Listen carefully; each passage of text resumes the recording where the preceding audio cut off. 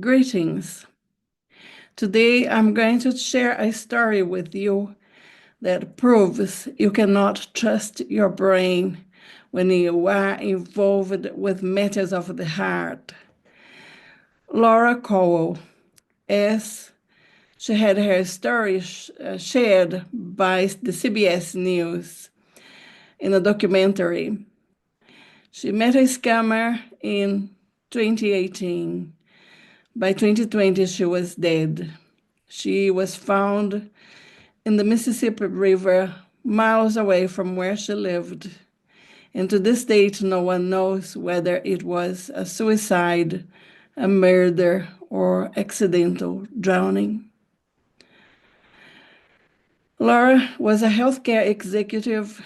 They don't say whether or not she worked in the community or in the hospital.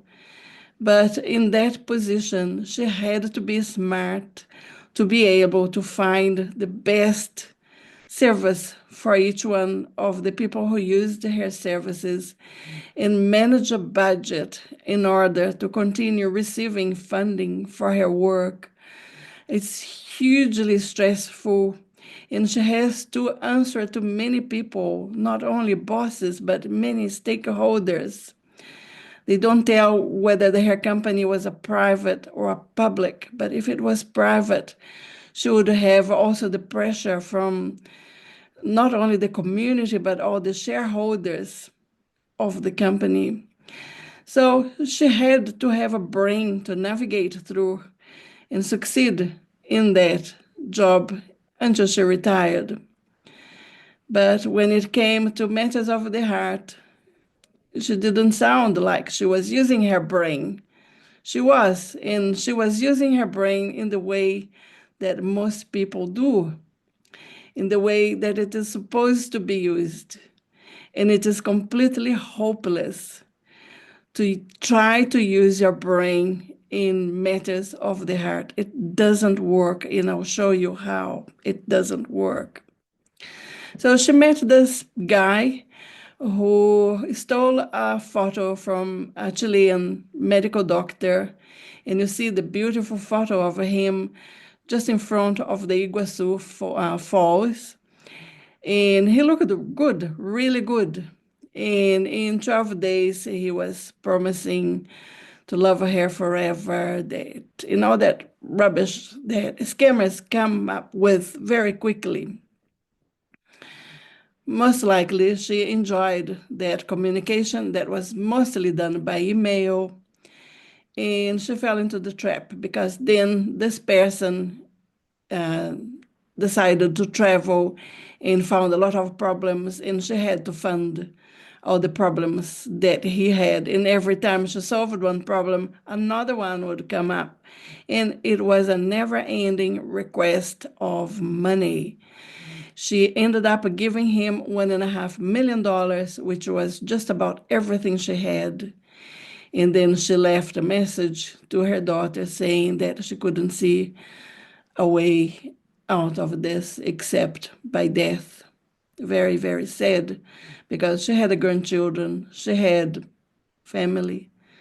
They will never recover from her loss because she will be permanently absent in their lives.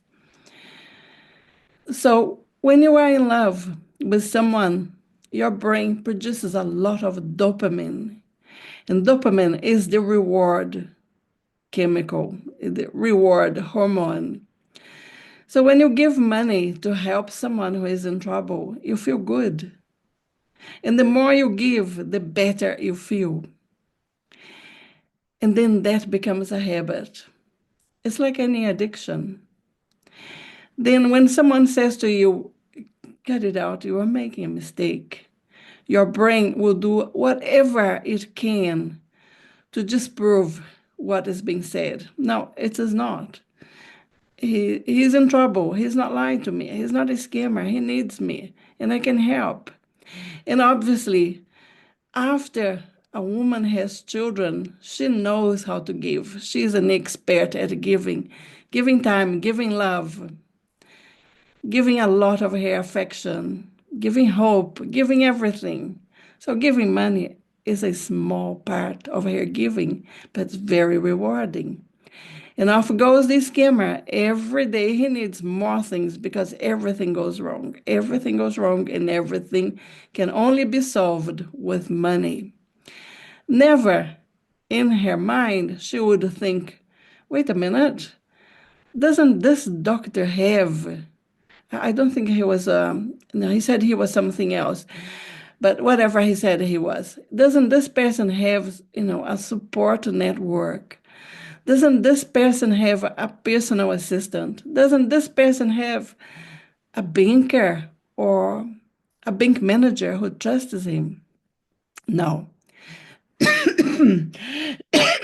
In any way, she thought like that.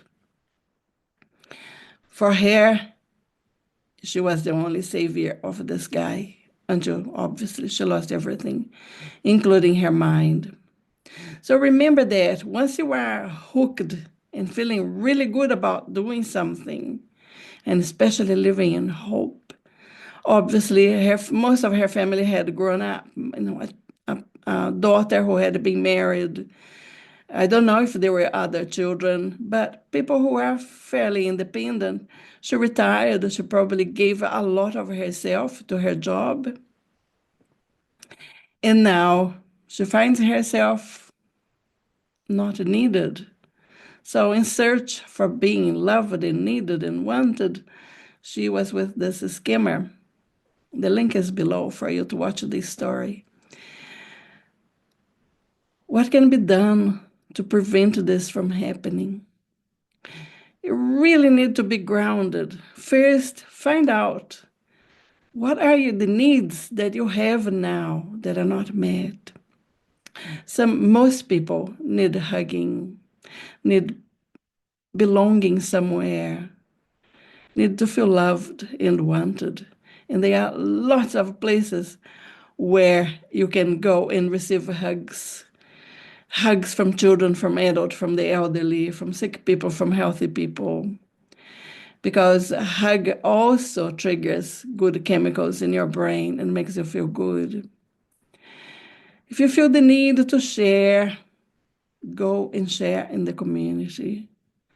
If you feel the need for a different kind of hug, a romantic hug, you can't get it, get into a warm bath. It does the trick for you. And once you have those needs met, then you can safely go online because no one is going to trick you. When someone says, after 12 days, I love you, you are the love of my life, and I want to be with you for the rest of my life, you just say, that's BS. Cut it out. Let's talk more seriously here.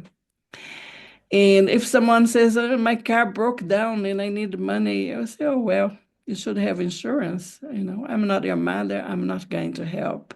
I can't afford it. And you can't afford to help strangers.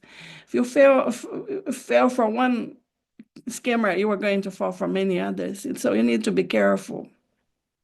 Now, once that becomes a relationship, it's a different thing. Then it becomes a partnership, and each of the partners contribute as much as they can or want. But, asking for money up front without having never met, no, not being able to be on camera. And if it is on camera, they are like repeated, AI produced. You can see that the lips don't quite match the words, and the look in the eyes don't go with the whole picture. It's produced with AI, manipulated image. Just say, I want to talk to you on camera at random. I'll ring and you answer immediately. If you have to wait and set a time and date, that's not enough. So there are many ways to prevent yourself from falling into the hands of a scammer, because what's left behind after he's taken or she has taken everything is very ugly, and not everybody can survive that. So look after yourself. There are many, many, many ways to love and feel loved. Yes, a romantic partner is nice, but it is a luxury. It's not a necessity. Remember that. Thanks for watching.